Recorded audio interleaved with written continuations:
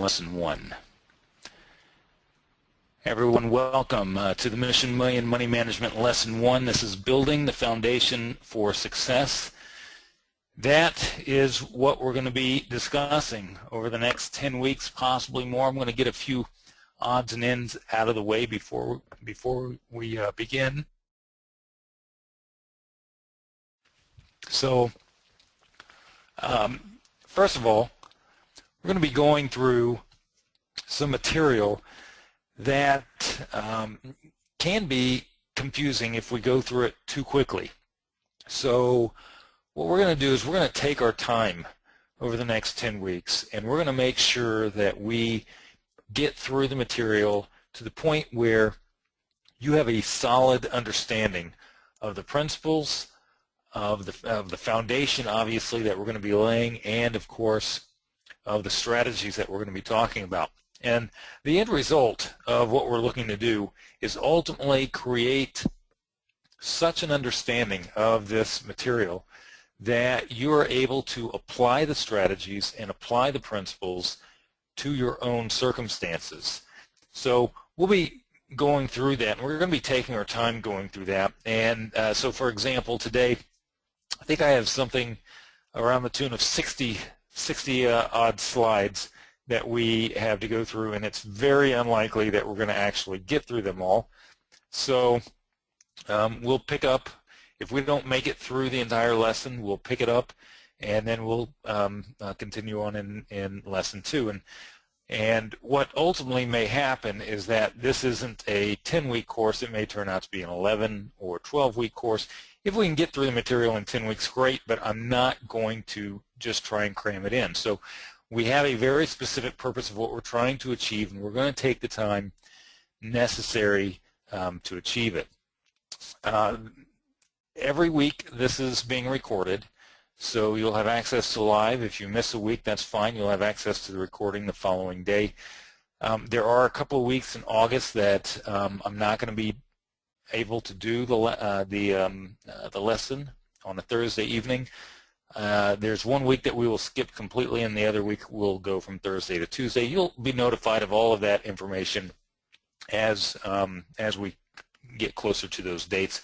Finally, if you have questions, I do not pause and take time to answer questions during the lesson. I always wait until afterward because it sometimes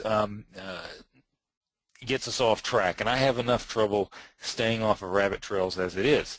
So if you have any questions, go ahead and write them down or put them in the questions box when you have the question. That's fine, and I will scroll back through those at the end of this lesson and answer every question that you have. Okay. Also, it may be that some of the questions that you have are going to be answered throughout the lessons and throughout the lesson. So by the time we get to the end of this lesson, the question that you had maybe in the middle may have already been addressed. So that's why I handle questions and answers that way. But that's kind of the process that we go through and what to expect. Now, by taking this course, you, as an individual trader, are already in a select group of traders. Just by the sheer fact that you recognize the importance of this course, of this material, of money management in your trading. It usually takes traders 3 to 5 years before they have enough experience under their belt to realize that the focus needs to be on money management. Now, that does not mean that if you're not 3 to 5 years into your trading that you need to wait to take this, or and it doesn't mean that if you're 20 years that you're too late. That's not the case. If you're taking this course, it's the right time to take the course. So absolutely, you are showing yourself to be in a very small group of traders who recognize what is important. And if you're, by the way, if you've only been trading for a year, maybe 2 years, you are way, way ahead of the curve, way ahead of the curve. So congratulations, because you've already set yourself apart from the majority of most traders who are so focused where to get in and where to get out, and they don't understand what the importance is. And even now, you know, I don't know how many we sent notification to about this course. Many traders. This is the second time, by the way, that I've conducted this course, full-length course from start to finish. The last time was about 10 years ago.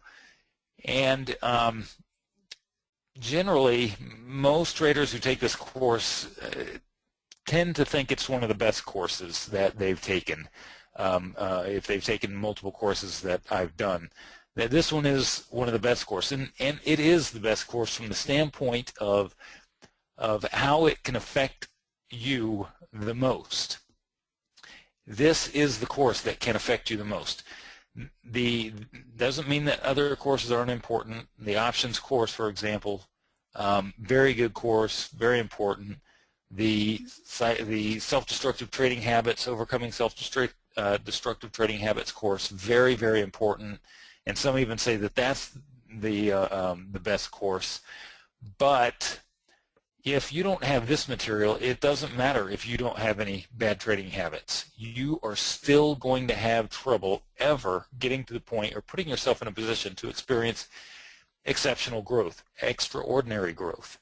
So since you're in this group, I'm going to strongly encourage you to do what it takes to commit to finish and implement the principles and the strategies that you learn in this course.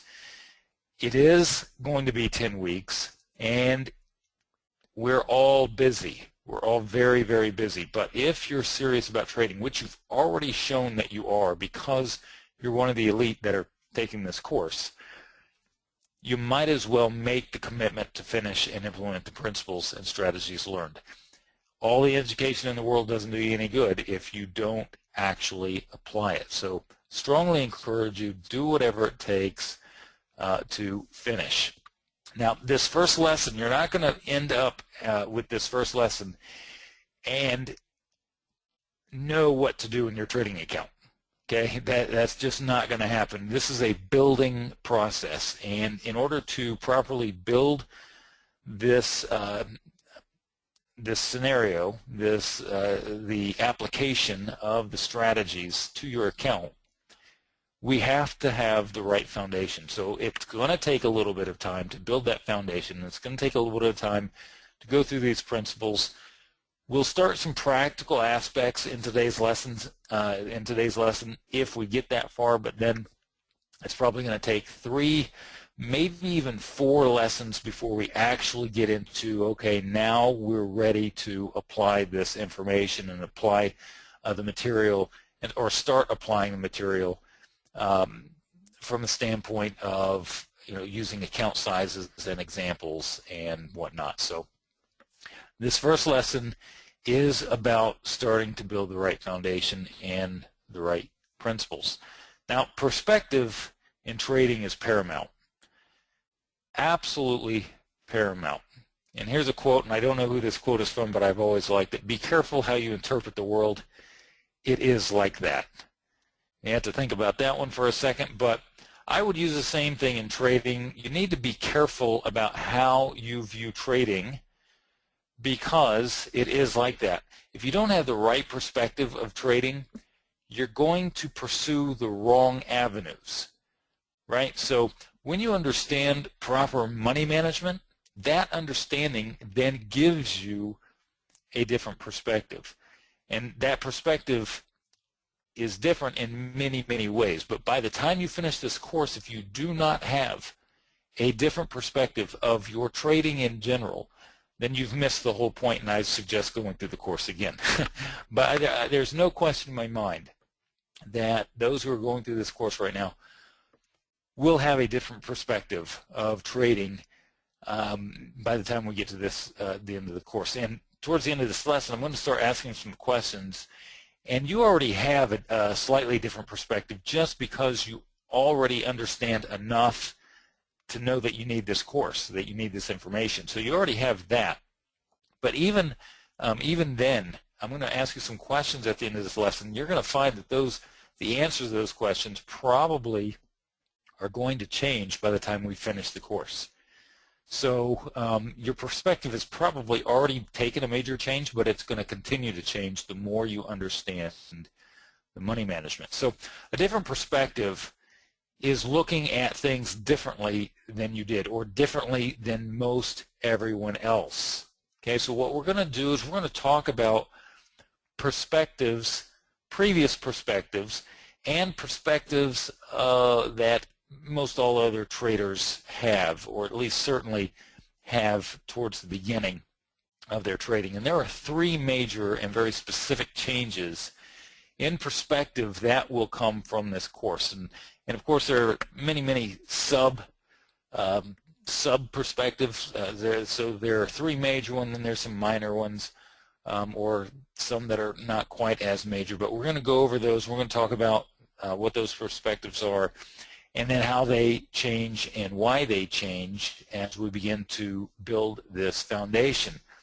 So the first perspective that most traders have, and if you look out and you pick up a trading magazine, look at most trading websites, et cetera, the primary focus is where to get in or where to get out of the markets.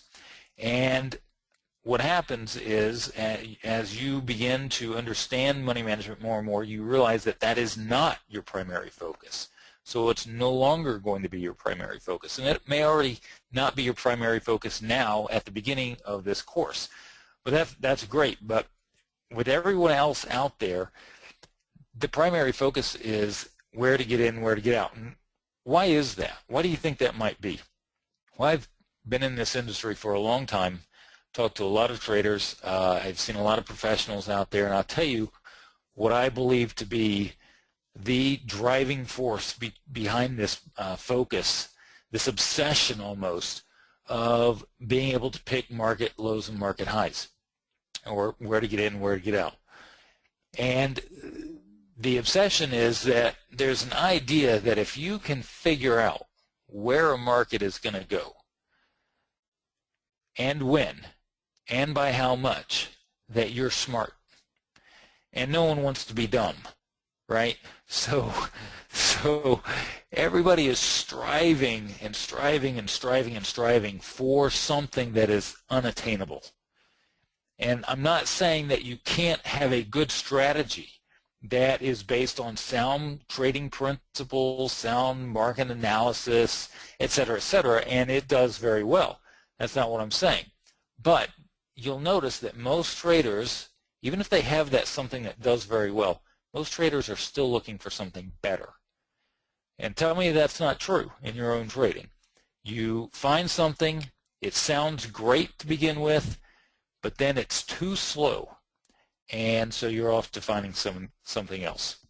That's a perspective, and part of it is, part of the obsession is that being able to pick market moves means that you're smart, and not being able to pick market moves means that you're dumb.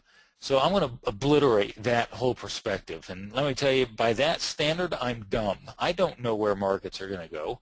I have ideas. I have a lot of history of watching markets. I certainly have some strategies that I use, but I never ever state that a market has to do this because of A, B, and C, or get so convinced that A, B, and C is going to predict a market movement that I don't pay attention to money management.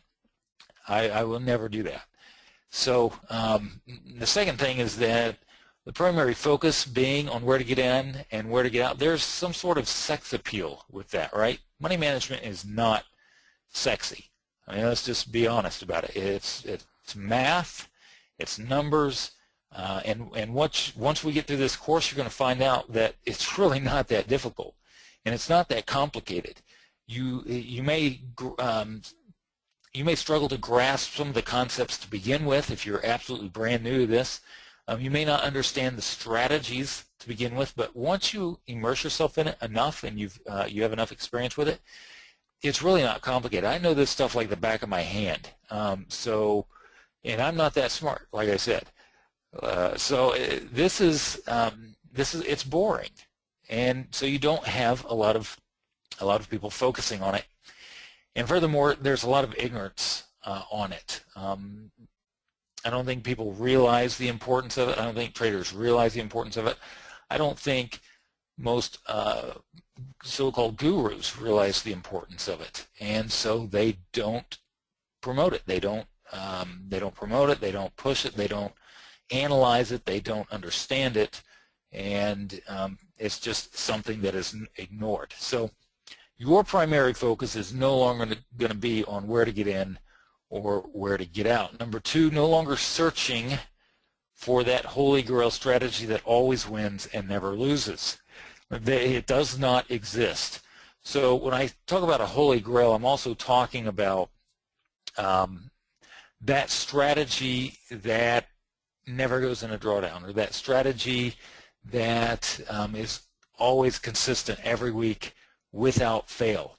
It does not exist. All systems, all strategies, all approaches have periods of time where they do not do well, and some last for a long period of time, and some don't. Now, we're not going to get into all the makeup of why that is. That's for an entirely different course. But understand that this holy grail does not exist, and you are wasting a lot of time looking for it. Now, in the process, you may find something good, and what I'm going to show you is I'm going to show you how to take that something good, and instead of trying to make it perfect, which is futile, you're going to focus on something else. You're going to focus on sticking with the strategy, as opposed to switching from strategy to strategy every few months. This is very common. No, you are not the only one that does it.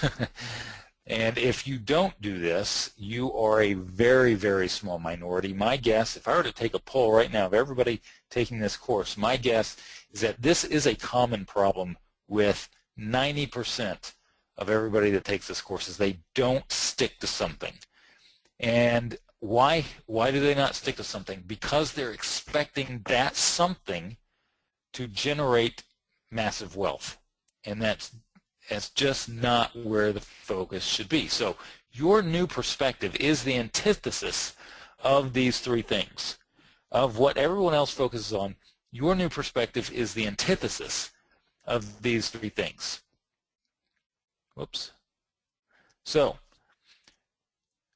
your primary focus is always, to turn this into a positive, is always on how much you're going to risk on any given trade and why. That's always going to be your primary focus, okay? You do not know what strategy is going to work or not work. When you come up to a strategy, I don't care how much due diligence you have done, I don't care how much research on the markets you've done, I don't care how much back testing you've done. You do not know which strategy is going to work and which one is not. Now, some strategies have a greater probability of working because you understand what is behind those strategies.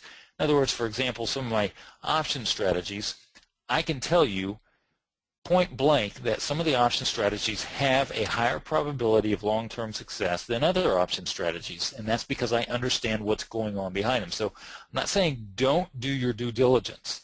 I'm not saying don't research. What I'm saying is that even if you settle on a certain strategy, you do not know for a fact that it's going to work.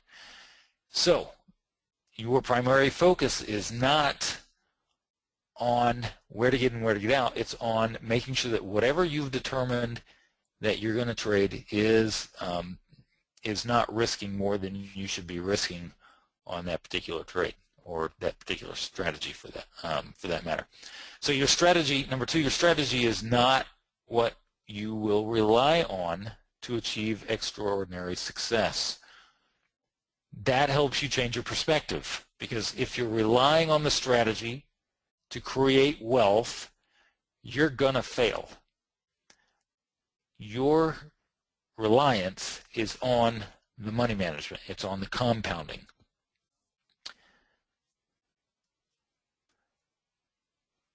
And I got ahead of myself. That's going to happen every now and again. Number 3, you will give the strategies ample time to start producing a non-compounded return. Now, what is ample time? I mean, that's really the question.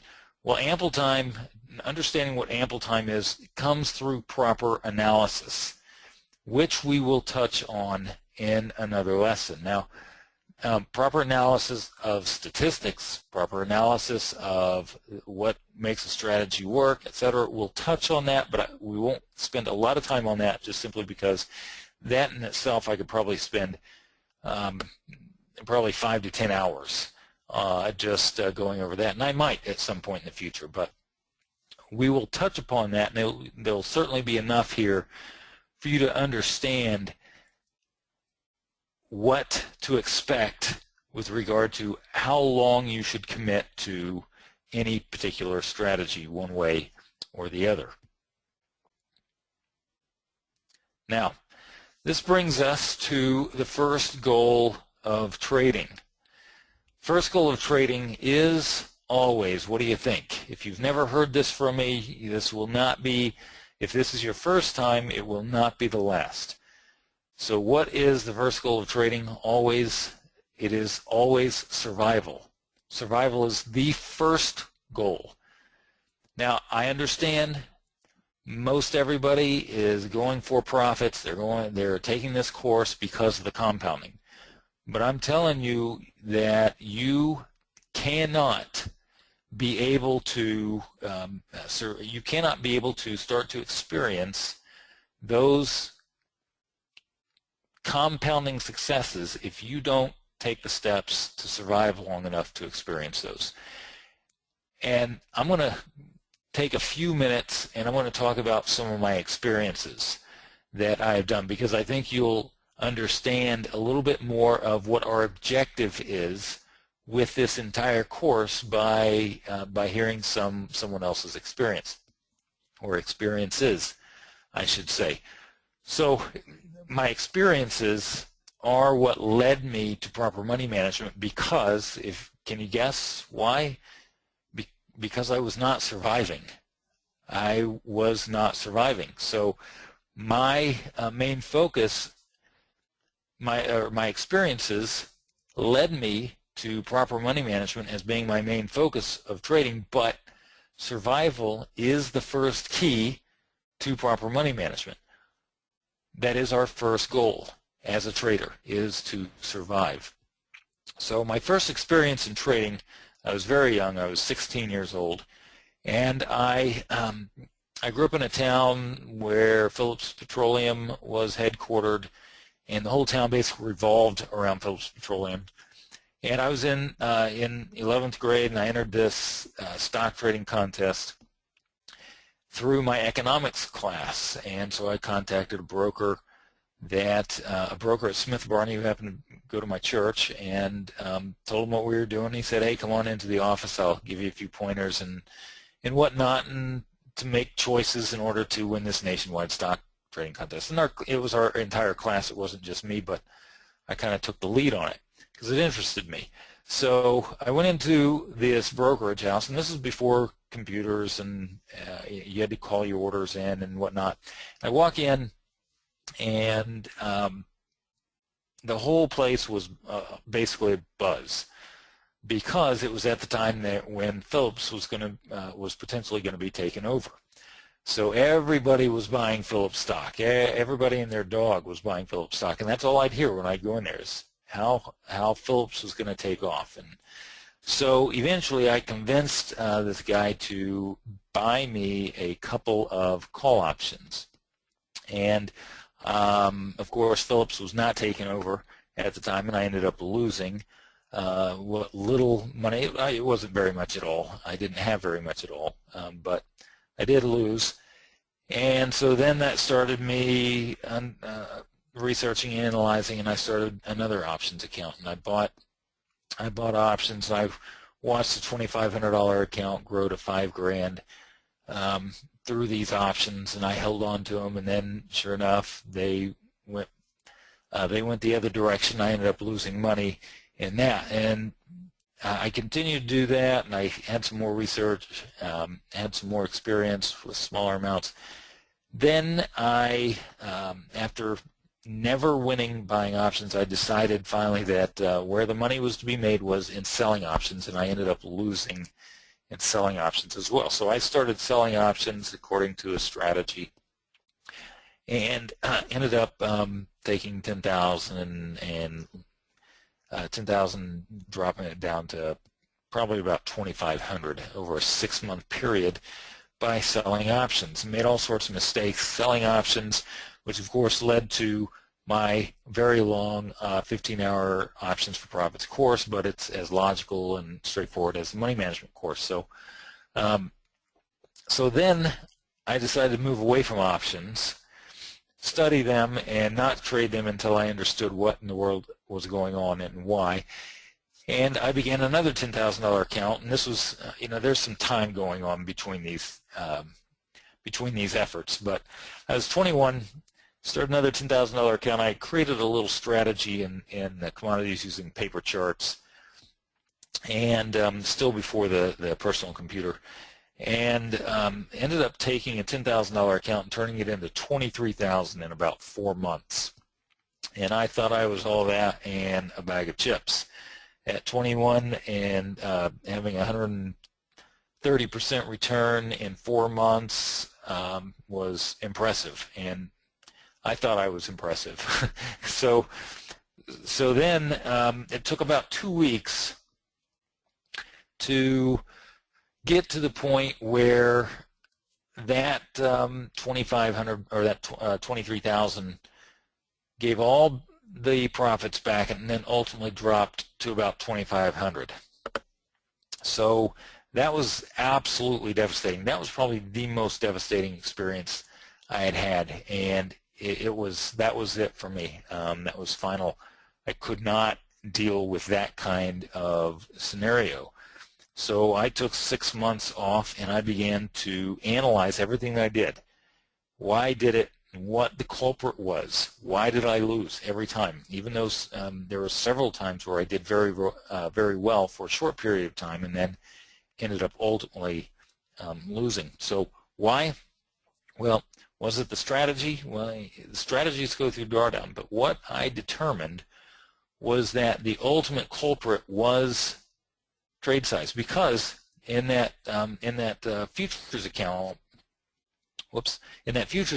the ultimate problem was that I was in 4 or 5 markets with 2 or 3 contracts apiece, and it was an overnight strategy. It was a divergent strategy that I was using, and it tends to do very well for a while, and then you go through a drawdown and you go through its cycle, winning cycle, losing cycle, etc. But when it went through the drawdown, I was way over trading for the potential risk of that strategy, because I didn't understand survival. I didn't understand how to properly analyze expectations of the strategy. And so that's ultimately what led me to understand that it was money management. But I also picked up a book, and I'm not going to mention the book because it's really not something that that I would recommend anyone read, because it doesn't give you proper money management. It doesn't give you a good understanding of practical application of money management. But I did get this example from the book, and most of you have probably heard this example, but I make this a part of the course just as a matter of habit or practice, just simply because there might be some who have never gone through this scenario, even though they're taking this course, and even though I have it plastered all over the place. Nonetheless, this is where I got it. This example I got from this book, and I got it many years ago when I was doing this. And so we're going to play the game. We're going to do the same thing here, and we're going to flip a coin, hypothetically, in the air 100 times, and every time it lands heads up, you win $2 for every $1 you bet. And every time it lands tails up, you lose $1 for every $1 you bet. So this obviously is a no-lose situation. We're going to assume that the coin lands heads up 50% of the time and that it lands tails up 50% of the time. And you have a $100 account to bet with. And your goal with this $100 account is to maximize the profit after 100 flips of the coin. So how do you maximize the profit of 100 flips of the coin? Well, is it based on where you get in and where you get out? Is that how you maximize? No, you can't maximize it. It is what it is. The strategy is going to produce what it's going to produce, period. You can't change that. So how do you maximize what a strategy produces? And the question is, or the answer is, you maximize that by determining how much you risk on each flip of the coin or how much you risk on each trade within that strategy. You cannot change the outcome of the strategy, right? So the market's going to do what they're going to do and the strategy is going to do what it's going to do. What you have to do is determine how much you're going to risk. Now on this no-lose situation, most traders don't have a clue as to where to even start to know how to answer the question, how much should I risk on each trade? So we're going to answer throughout this course that critical key question. That is the overriding question. That's what we're taking this course for. That's what we're providing in this course, is how to answer this question for any given situation. So whatever your circumstances are, it's not a coin flipping game, but whatever your circumstances are, you need to be able to answer this question and know why the answer is what it is to that question. So unfortunately, if you don't have a clue, then, and most traders don't, and some don't have a clue and they still didn't take this course, which baffles me to no end. But nonetheless, what we're going to do is we're going to make it multiple choice. We're going to give you a choice to risk 10% of the account on each flip of the coin, 25% of the account, 40%, or 51% of the account on each flip of the coin.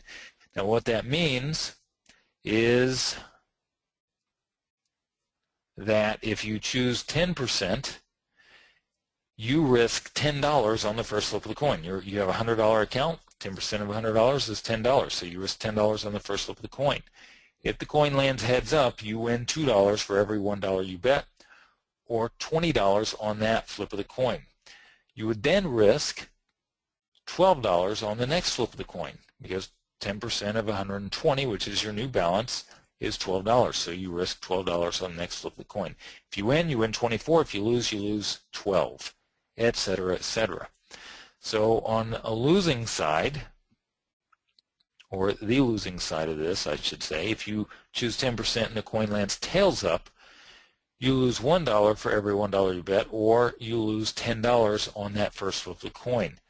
So you would then risk $9 on the next flip of the coin. That's 10% of $90 equals 9. If you win 18. If you lose 9, etc., etc. You get the idea. So go ahead and choose which one you would increase your account. And obviously, if you've already done this, you don't need to choose that. But I would say choose which one you think is going to maximize the account, and then give a guess on all four of these. How much you think the $100 is going to grow to at the end of 100 flips of the coin based on each of the answers. Okay, so here we go. First, risk 10% of the account on each flip of the coin. If you do that, your $100 grows into $4,700. So that's a huge, huge increase. If you were to only risk $1 per flip of the coin, your $100 will go to $150. So by risking 10% on each flip of the coin, your $100 doesn't grow into $150 or $200, but $4,700. So that's huge. If you risk 25% of the account on each flip of the coin, your $100 in just 100 flips grows into $36,100. That is almost unfathomable in most perspectives in trading. They don't even realize that this kind of growth is even possible. Now, this is not a realistic expectation of any trading account. Don't get me wrong, but I'll talk about the illustrative purposes of this in a minute. So we're heading on up. If we go to 40% at this point, and again, this is a no-lose situation, so at 40%, what do you think the $100 turns into? At 40%, the $100 turns into $4,700 again. So we're going back the other way. There's actually a bell curve involved in this, and there's a bell curve involved in this is called the fixed fractional method, by the way, and we're going to be talking about the fixed fractional method. We might get to it in lesson 2, more likely lesson 3, but this fixed fractional method has a bell curve to it, and it exists in every strategy no matter what. And there is a maximum amount that you should risk if you're going to use that particular strategy, which I'm going to strongly encourage everyone not to use this strategy in most scenarios. But the 25% is that bell curve in this particular scenario. So anything less than 25%, you make less, and anything greater than 25%, you make less. So that is the pinnacle of the fixed fraction in this scenario. And it's called, it's also commonly called optimal F, or optimal fixed fraction, and it's different in every single strategy.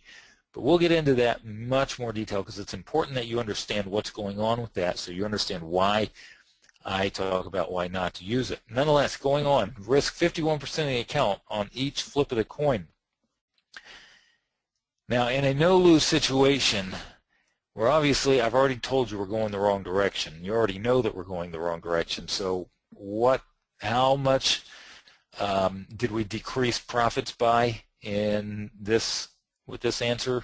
The answer is turns $100 into $31, and that should say 51. I apologize. There we go. Fixed it. So risk 51% of the account on each flip of the coin, and you lose money in a no-lose situation. You, by your money management, wrong money management, by the way, you turned a no-lose situation into a loser. Okay?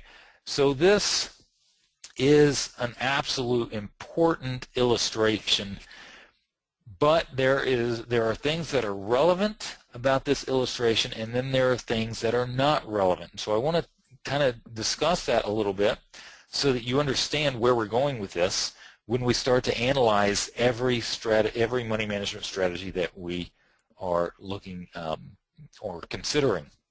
So to give you an example, an example of what some people take from this illustration, some people take out that they should risk 25% of their account on every flip of the coin. That is absolutely not what you should take away from this illustration. Another person says that it's not relevant at all because it's a no-lose situation, and there are no lose situations. There are no no-lose situations in trading. So how can this be relevant? And the answer is not that this is a no-lose situation, but the fact that we turned a no-lose situation into a losing situation. So wrong money management can be absolutely detrimental to your trading. So what is relevant and what is not relevant? Number one, what is relevant is that the power of money management is geometric. The power of money management is geometric.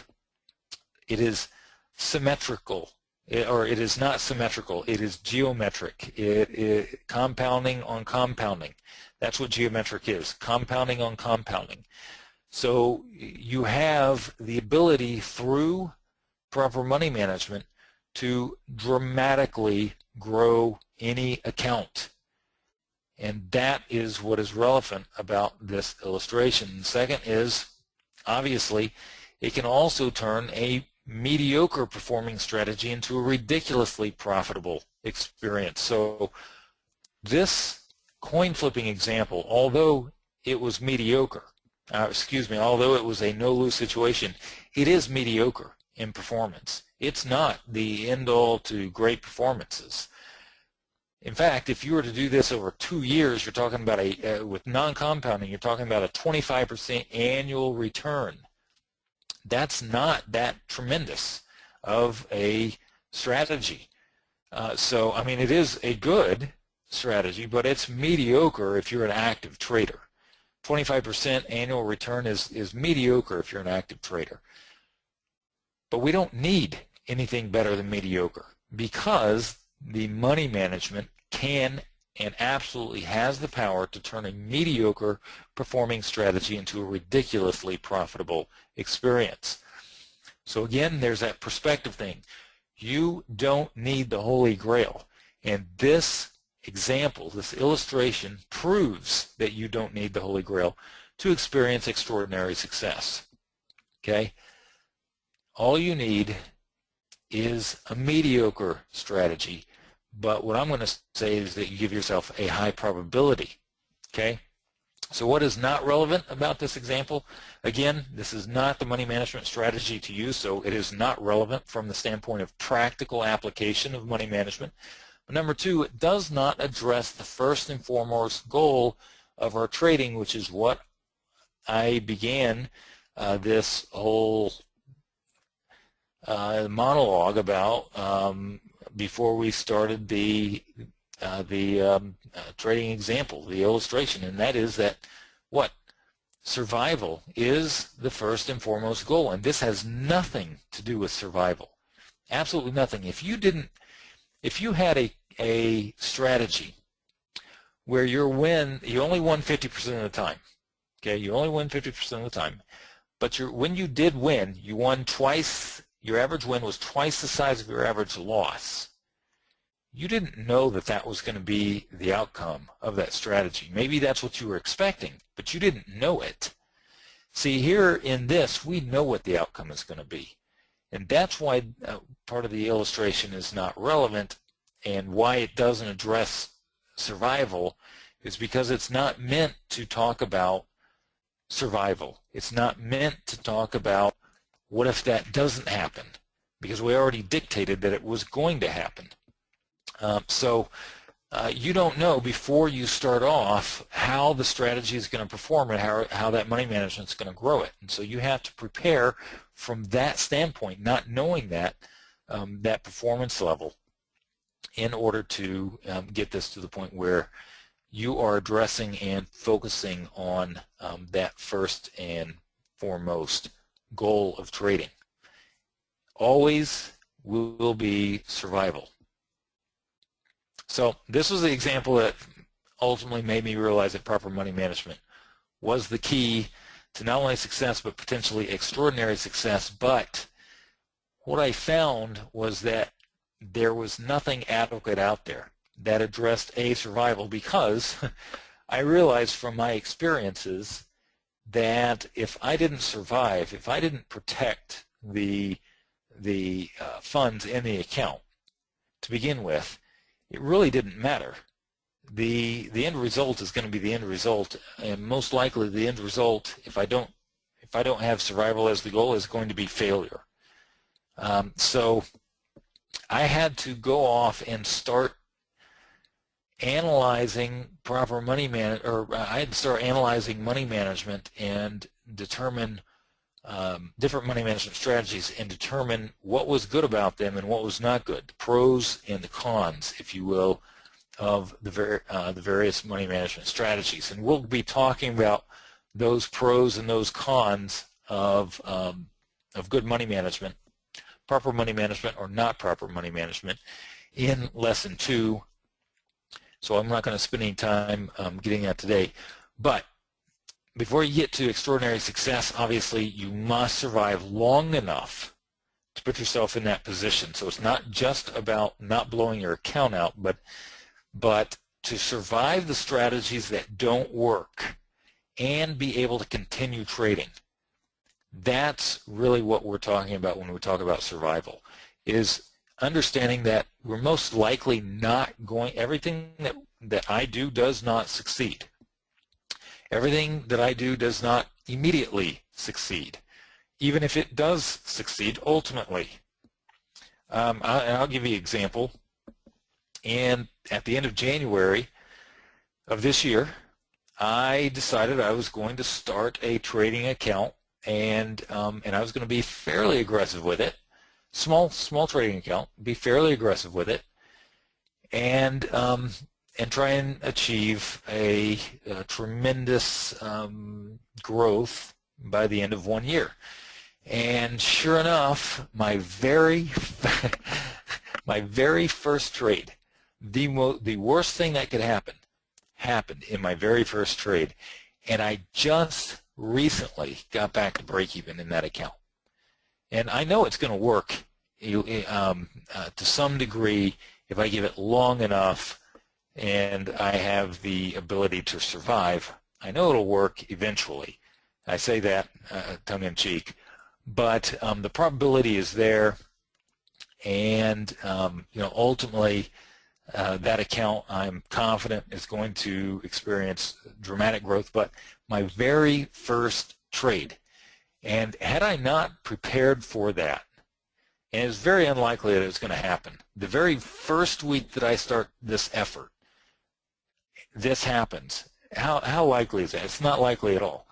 And it hasn't happened since, by the way. So it's come close. It tried to happen again, but nonetheless, I'm just now back to, I just recently got back to break even in that account. So you just don't know how anything is going to work out, regardless of how it's worked out in the past, regardless of how improbable something occurring may actually occur or not occur. You have to absolutely survive. So moving forward, as we begin to build on this principle of money management, there are going to be 6 things that you need to know in order to start applying proper money management to your trading. And I'm glad we got to this point. We may not get to the end of these 6 things, but very, very important 6 things. Now, before I get to these 6 things, I will also say that these 6 things, you're going to answer these questions. I'm going to encourage you either now or after the lesson, as we're beginning it, or after the lesson. If you haven't thought about some of these things, you're going to want to think about them. But I would go ahead and write down the answer to these 6 things. And again, that's part of what is probably going to end up changing at the end of this this course. But this will give you a gauge to see how much has changed and how much of your understanding of what we're doing, what we're trying to do, has changed throughout the course. So here is number 1 of these first things. The first 6 things. What is your starting account size? What is your starting account size? You may say, what kind of question is that? That's a simple question. Actually, it's not. It's not that simple. And nonetheless, go ahead and write that down. It's going to be interesting. What is your starting account size? Okay, write that down. Now, I want to give you an example, if you will, of one trader who had written down this. Several years ago, I attended a very small conference, so small, in fact, that it was, I want to say we had maybe 8 people there. I was an invited speaker. It was a conference that was basically put together by a group of friends who were also traders, who were very wealthy, and they wanted private, not so much private, but they wanted to put on a education weekend, and they brought in different speakers, and I was one of them. Of course, mine was on money management. So one of the gentlemen there kind of told me what he was doing, and he wanted to know how much he should start trading with, because I was talking on money management. So he had a $500,000 account. That was his starting account size. And he asked how much he should start trading, and what he was doing. He was trading in S&P. He was day trading the S&P E-mini. And so I asked him a couple of questions. I said, well, how long have you been trading it? He said, I've never traded it. And So I said you start with 1, maybe 2 at the most. And just simply because he doesn't have any experience. He doesn't know whether it's going to work. He hasn't seen it working. He doesn't have a good idea of what to expect in reality. So I said, he started with 1, 2. He says, no, but you don't understand. I have a $500,000 account. And I said, no, but I do understand that you don't have any experience trading this strategy, so let the money management grow it. So, I thought he listened, but it was probably 2, maybe 3 months later. He called me and said, Ryan, I've got this huge problem. My $500,000 down to like $240,000. What do I do? I said, well, what did you do? And he says, well, I started with 8 contracts. And so, that starting account size was way too big. He didn't need it. And I tell people all the time that have large accounts, I say, why are you starting so large? You need to ask these questions. Why are you starting so large? Do you have the experience? Do you have some sort of evidence to back up why you would start so large? So whatever your account size may be, if it's large, it's probably too big. And what I tell people is, look, for example, if you have a $100,000 trading plan, you don't need to have $100,000 in your trading account most of the time. If you have to have $100,000 in your trading account to trade a $100,000 trading plan, you're way over-risking that account in most scenarios. I can't be absolutely dogmatic about that, but in most scenarios. So, put the money somewhere else. Stick what you need in your trading account and put the money somewhere else in something safe, so that if you do end up needing more than what is initially needed, you can put it in there. But whatever your account size is, it's probably too big, but that's going to be a very important question that you need to ask yourself. And sometimes it goes the other direction. Your trading account size is too small because you're not giving yourself adequate room to realize drawdowns that are going to come in strategies, so that if you realize that drawdown, you don't have any backup. And if that's the case, if you have a small trading account and you don't have any backup, so you can't add to that account easily, then you need to make sure that what you're trading, or that your account size, is big enough for whatever it is that you're trading. And if it's not, I'm telling you right now, you don't trade it. You find something else. So that starting account size, it seems like an easy question to answer, but it's really not quite as easy as you might think. Number 2, worst case scenario. So once you have your account size figured out, worst case scenario, the bottom drops out of what you're trading. How much of that account size are you willing to risk? How much of that account size are you willing to risk? And I mean, everything goes wrong. You immediately go into a drawdown. You never come out of it. It's just loss, loss, loss, loss, loss, loss. At what point are you going to say no more? I cannot sustain any more losses. Okay? So you need your uncle number. That's what we're looking for. At what point are you going to say uncle? And it doesn't matter what you're trading. You don't need to know what you're trading right now to know what that number is. What are you willing to risk in the market? How much of that account are you willing to risk? So if it's $10,000, if you have a $10,000 account, are you willing to risk $5,000 of it? Worst case, bottom drops out, everything goes wrong. Are you willing to risk $5,000 of it? Are you willing to risk $3,000 of it? $2,000? Excuse me. Whatever the answer is, you need to write that down. And you're going to, by the way, again, you may not know what that is right now. You probably have a pretty good idea, but it's going to change at the end. Most likely it's going to change at the end of this course based on what you will learn in this course. But this is always going to be a question that you ask, no matter when you start an effort.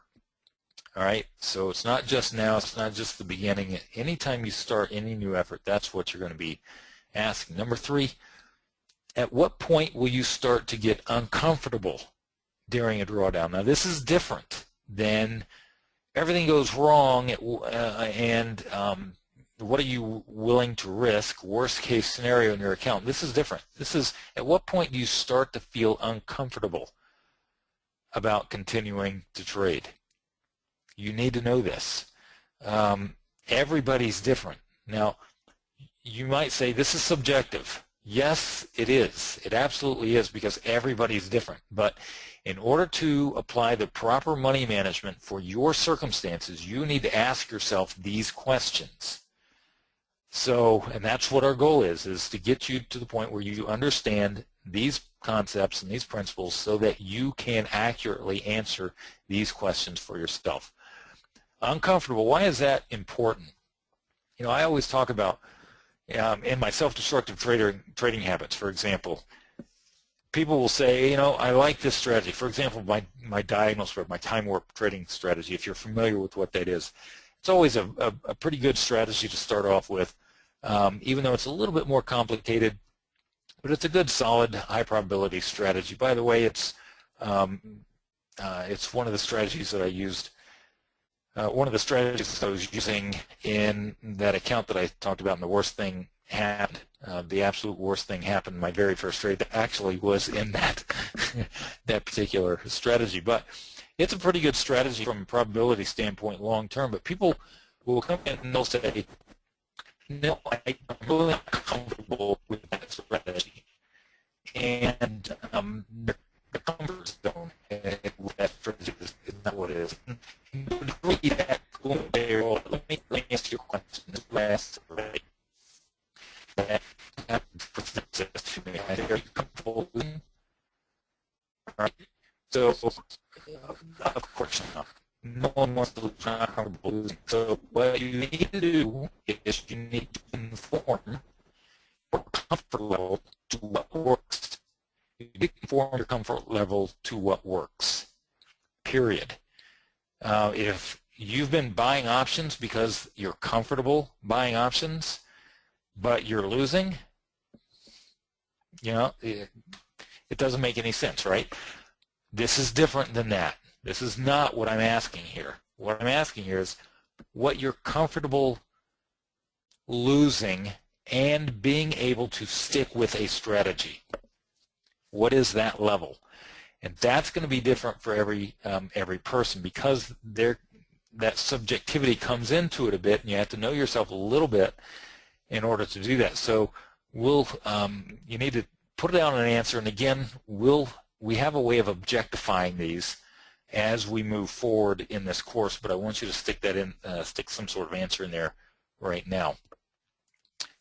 Number 4, what time frame, and we're running low on time, so I'll try and get through this, but what time frame do you need to start experiencing success by in order to continue trading? So we talk about a comfort zone with regard to how much you're willing to see the account drop before you begin to become uncomfortable about your trading.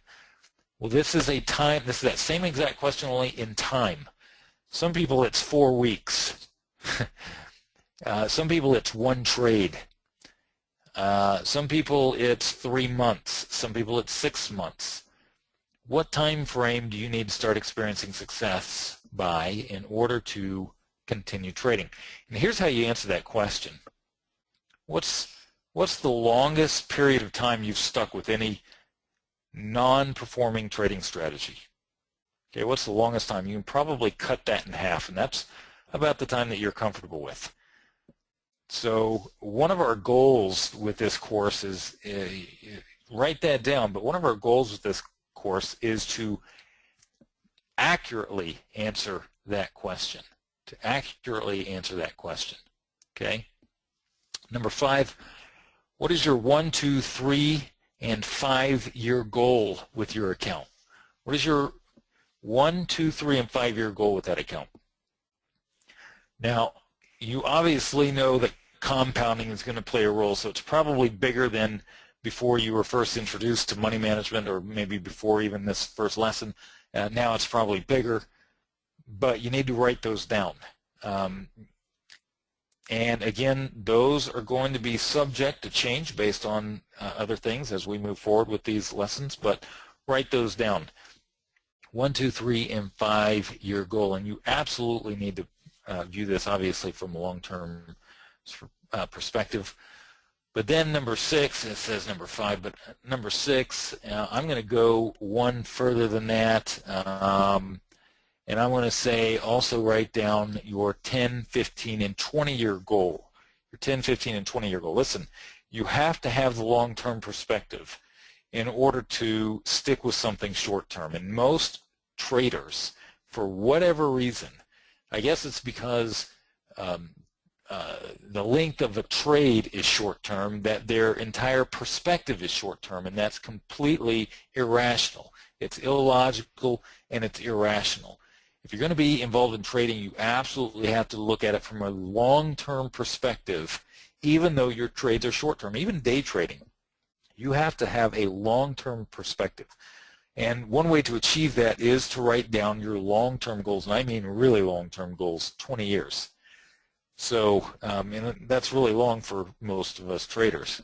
For most people who are building retirement plans through conventional means, 20 years is not that long. They were talking 30 and 40 years, and they're looking at, you know, trying to retire with maybe $1 million in 40 years. Obviously, as traders, we're going to want to do something better than that. That's why we're trading, right? So, but you still need to have that long-term goal, and that's one way to make sure that you have the right perspective. All right. So great, we got through those. We're out of time. I'm going to go ahead and answer questions, and then we'll pick up next week and start to build on a different part of the foundation. And let me see here if I can pull up these questions. There we go. All right. Don, in my experience, which of your OFP signal strategies do you feel offers the highest probability of success? That's a very good question, and that's something that is difficult to answer. Obviously, I think that the diagonal spread, the time warp strategy, has one of the highest probabilities of long-term success based on how I apply it, but you know, there are different caveats with that. I also think my options for profits, commodity signals, probably has just as much, maybe even slightly higher probability of long-term success, but it's completely different dynamics, and so you have to have a way of differentiating between those two. So we'll get into that in a far future lesson, maybe 4 or 5, when we start talking about analyzing the metrics of any given strategy and whether it fits into your goal and whether it fits into your money management or not. Okay. Any other questions? All right. Looks like there aren't too many questions. This wasn't a tremendously technical lesson, so that doesn't surprise me. Now let's see. Will you cover how to use money management with undefined risk trades? Absolutely. We will absolutely discuss money management with undefined risk trades, undefined risk drawdowns, and defined risk trades, and obviously defined risk drawdowns. So we'll cover all of that in absolute detail.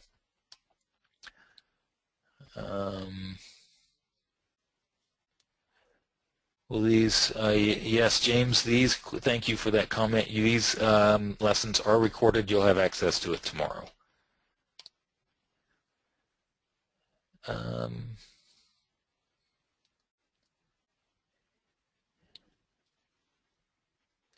Ron, yeah, we'll post those on the site probably early next week, and you'll be able to download those. Okay, let's see. When will we get copies of this and how? You'll have access to it tomorrow. You'll have access to the recording and the slides tomorrow, so you'll be sent an email with instructions. Okay? All right. Okay, I appreciate everybody attending. Next week we'll have lesson 2, same time, same place. Take care.